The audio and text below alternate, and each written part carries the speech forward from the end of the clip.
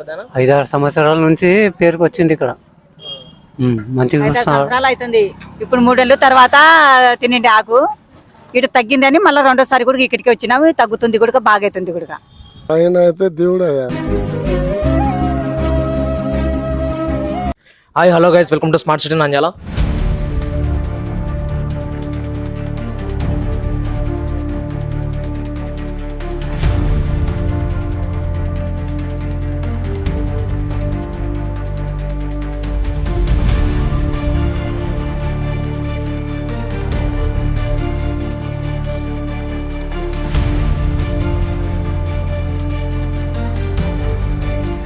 ఇంకా బ్యాక్గ్రౌండ్ చూసి మీకు వాటికి అర్థమైపోయి ఉంటుంది మనం ఎక్కడున్నాము అనేది. నంద్యాలలోని నూనెపల్లి మార్కెట్ యార్డ్ లో ఉన్నాము.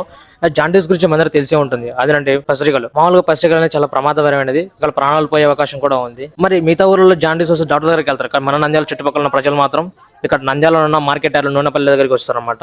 ఇక్కడ ప్రసన్నమూర్తి అనే డాక్టర్ని కన్సల్ట్ అవుతారు. ఈయన అక్కడ ఎన్నో ఏళ్ల నుంచి సేవలు అందిస్తూ ఉన్నారు. మరి ఉదయం శిఖర్ 4 గంటల నుంచి ఇక్కడ ఇంతమంది క్యూ ఎందుకు కడుతున్నారు, అసలు ఆయన ఏం మెడిసిన్ ఇస్తున్నారు, ఆయన సేవలు ఎన్నెళ్ళుగా అందిస్తున్నారు అనేది ఆయన అడిగి తెలుసుకుందాం రండి. కమా మందు మంచిది ఇవ్వకపోయినాడు అనుకోండి, ఆయన దగ్గరికి కనీసం అంటే మినిమం 300 మంది వస్తారు. తెల్లారుజాము నుంచి 300 మంది ఆడోళ్ళు మగోళ్ళు ఉంటారు ఆయన కాడ. అంటే ఎన్నేళ్ళు ఆయన యువతి 15 ఏళ్ళు దాటే ఉంటుంది నాకు తెలిసి. కానీ ఆయన మందు పని చేయకపోతే అంతమంది రారు కదా జనాలు, రాను తగ్గిపోవాలి కదా. కానీ ఈయన మందు మంచిదే, ఆ మనిషి మంచోడే, మందు పని చేస్తుంది కూడా.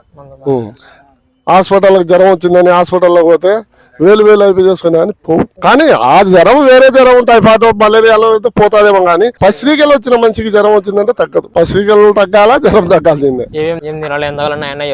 అంతే. వైట్ రైసే, వేరే కలర్ రైస్ తినకూడదు ఆయన మందు అయిపోయిన వరకు. అట్లా కలర్ రైస్ తిన్నామనుకోండి మళ్ళీ జ్వరం వస్తుంది. నాకైతే ఖచ్చితంగా తగ్గిందయ్యా, బాగా పనిచేసింది.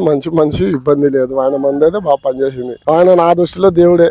ఇంకా ఎవరికైనా ఆయన రుణం ఆయన తీర్చాల్సిందే, మన సొమ్ము మనం తినాల్సిందే. తప్పదు కదా. Okay, thank you.